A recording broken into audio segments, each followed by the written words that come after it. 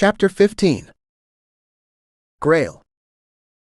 Austin kept his word and had brought the signed documents from the mother who had given up her rights to Amy, and the other papers necessary for us to move forward.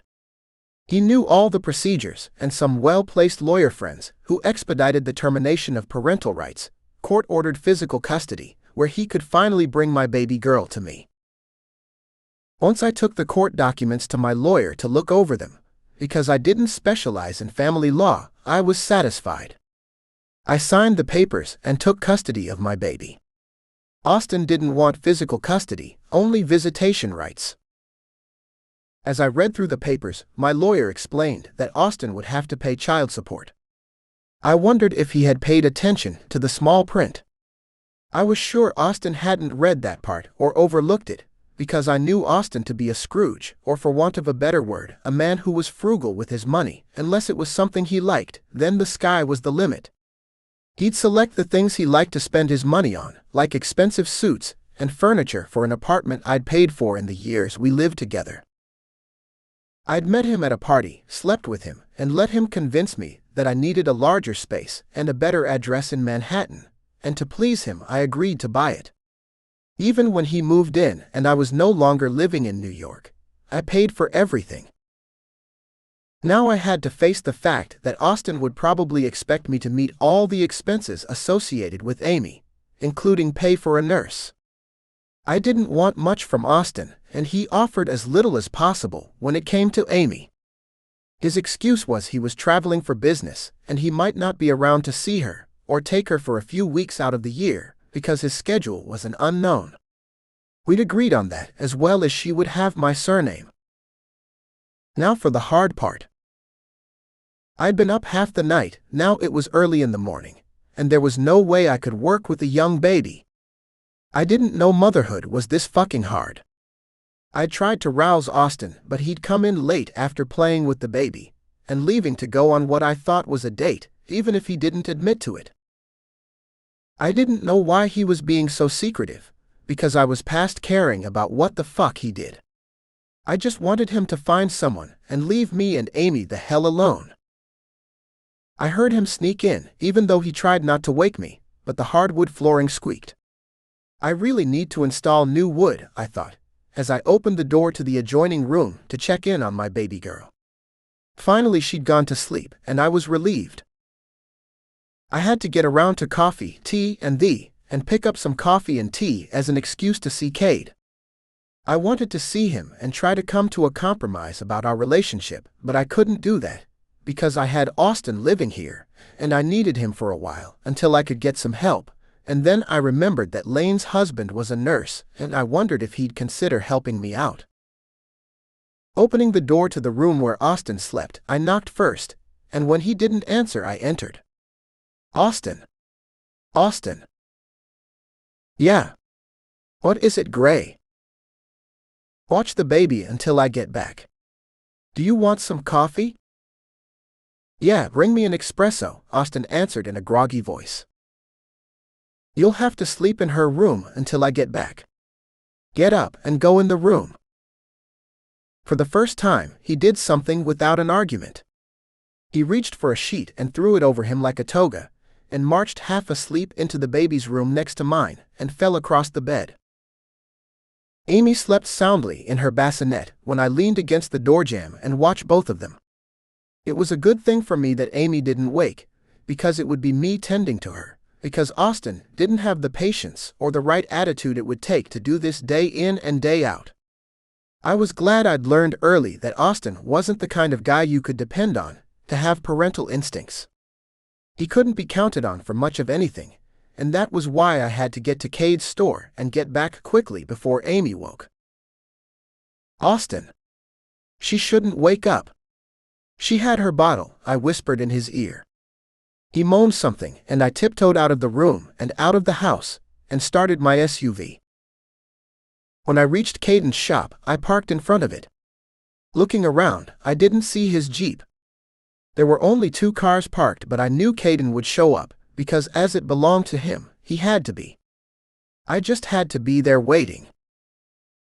Glancing at my watch, it was early, but I'd been up most of the night, and now I couldn't sleep because I wanted to see Caden. I'd finally come to the conclusion that Austin and I had grown apart from each other, and it appeared we'd never had the same interests, apparently, because he was bisexual and I'd never had a clue. We were total opposites. I realized that I wasn't in love with him, and never had been. It was out of convenience that we'd both found each other and stayed with together. Now we were together because of a little baby who didn't have a mother but had two daddies, and I wanted Caden to be the third. I wanted to have that talk with him, but we never seemed to come together lately. There is no common ground with us, I thought as I stepped out of the car, walked and tapped on the window, and rang the bell, letting Lane know that I was at the door. I really didn't know how Austin was feeling today, but I knew that happiness had finally found me after all these years. He'd been responsible for part of my happiness with Amy, and Cade was the last piece of the puzzle. "Oh, it's you, Grayle. Have you seen or heard from Caden?"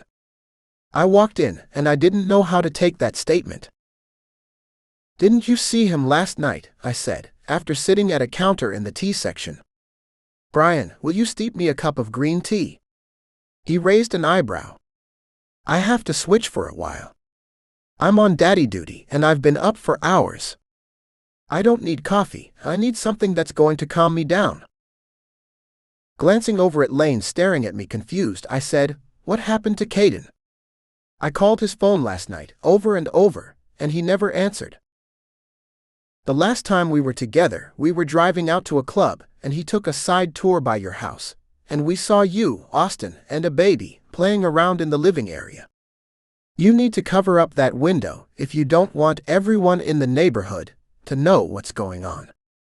You can see throughout the entire house," Lane warned me.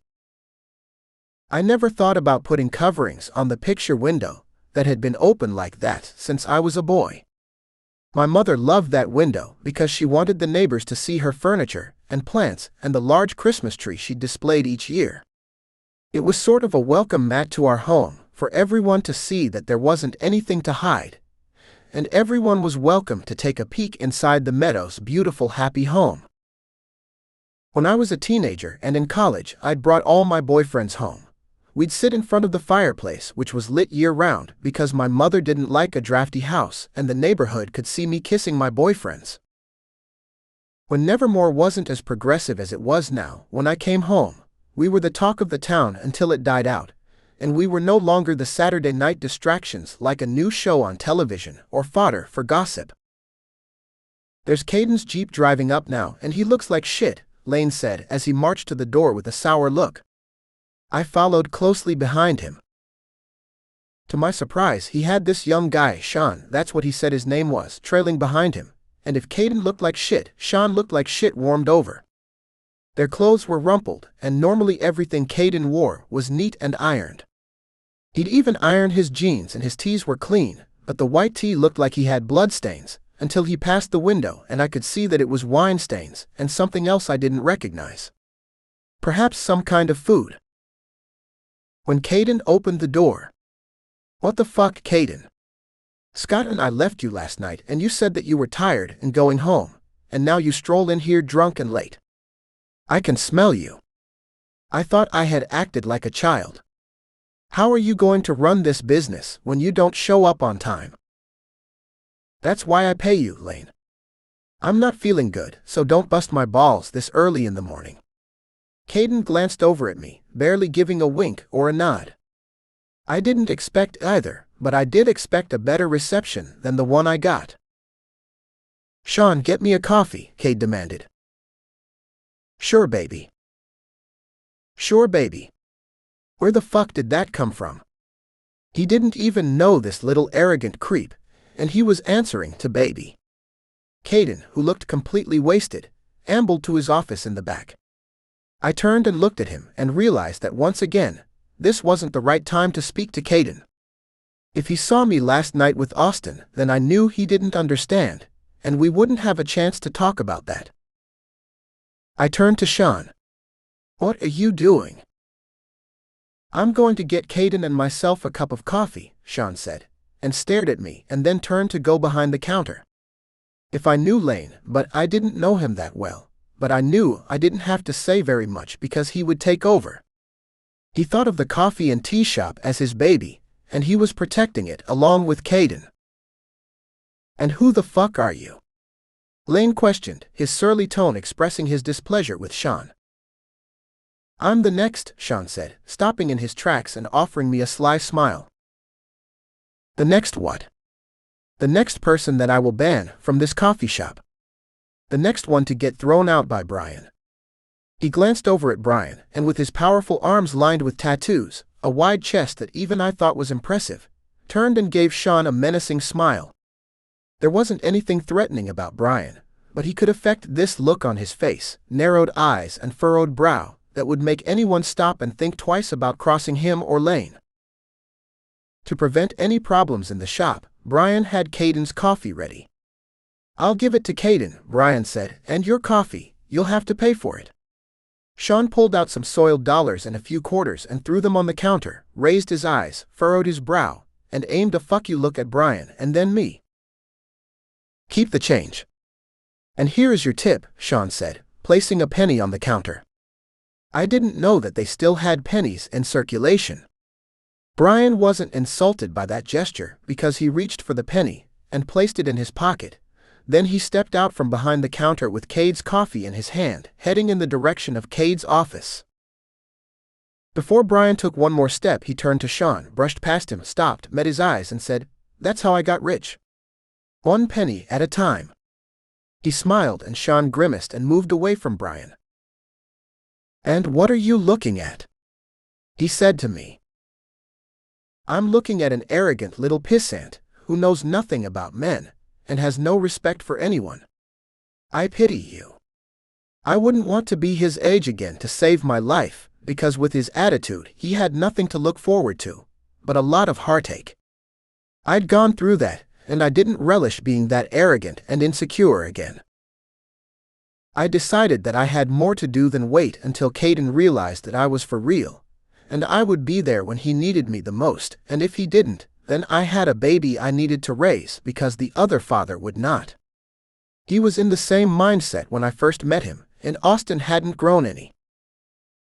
Turning to Lane as we watched Shaun head to the back of the place and open the door to the restrooms, I said, "I need to employ Scott as a nurse.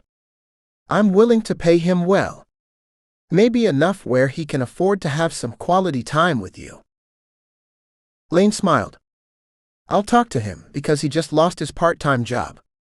I didn't ask what he was doing to supplement his income, but I suspected in time Lane or Scott would tell me. Brian returned from Caden's office without the coffee and looked around. "Where is he? Where's that little shit? He needs someone to teach him something, and it's apparent that no one took the time to do that. Another arrogant young asshole."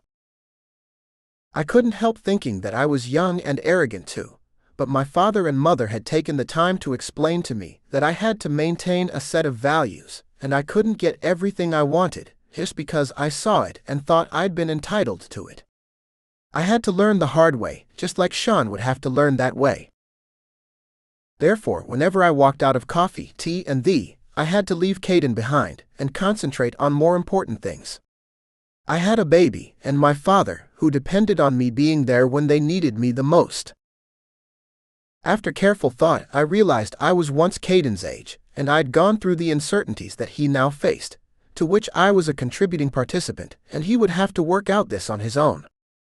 If he decided that he wanted Shaun instead of me, then I would have no one to blame but myself, and I had to live with it, or until Caden realized, as I had finally come to terms with the divide that existed between us and how to bridge it, and discovered before it was too late that we were meant to be together. It appeared that the worm had turned, as my father once said, and now I was in the position that Caden once held, and I would have to work hard to gain his confidence and love if I ever would, because there was another man or boy in the picture. Before I'd had him to myself, and I was assured that he would be around if I ever got myself together, and had rid myself of Austin completely, but that wasn't happening anytime soon, because I had to deal with Austin because after all, he was the blood father of my baby. Austin didn't seem to want out of my life as much as I wanted him out. He knew what bringing a child to me would mean. I couldn't help but think about how happy my mother would have been to know that all her beautiful things would go to someone I loved, and she would probably appreciate them. Yet there were two people I loved now more than anything, and I couldn't walk out of here without another try at convincing Cade that I was the better man. I made a complete about-face and stared at Cade's office door. I had to make my move now. Strolling to the back, I gave a faint knock before opening the door. Caden was dressing and had on a pair of jeans and nothing else. He had his t-shirt in his hand, ready to place it over his head, when our eyes locked. Damn, but he was pretty. That thick golden hair, bright greenish eyes, full pink lips and flawless skin. I wanted to feel his mouth on my back against my ear, and have him whisper that he loved me the way he'd done that first night we were together, alone and enjoying each other's bodies. When he opened his mouth to say something, the door opened.